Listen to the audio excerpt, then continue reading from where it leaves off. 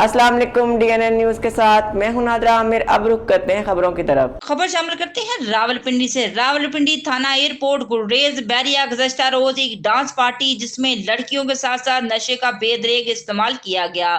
चंद दिन कबल नशे की हालत में ऐसे में बढ़ने वाली रंजिश झगड़े में बदल गई और जिसे हम फरोशी मंशियात फरोशी करने वाले मकरू धंधे में मुलव्वस आपस में लड़ पड़े और एक दूसरे को फायर मार के शदीद जख्मी कर दिया।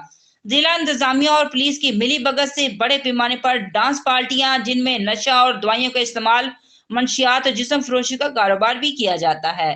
इस तमाम घिनौने कारोबार में जिला इंतजामिया मुकम्मल तौर पर मुलव्वस है और डांस पार्टी के नाम पर बड़े पैमाने पर मंशियात और जिस्म फरोशी का कारोबार, जिससे नौजवान नस्ल तेजी से तबाही और बर्बादी के दिहाने पर पहुंच चुकी है, जबकि बैरिया इस वक्त मंशियात फरोशी और जिस्म फरोशी का गड़ा बन चुका है।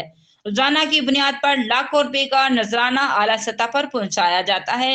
जराये के मुताबिक रोजाना की बुनियाद पर लाखों रुपए मंथली जमा की जाती है। इस मकरूह धंधे में कई सफेदपोश अफराद भी शामिल हैं। Report Zarak Khan, DNA news, Islamabad.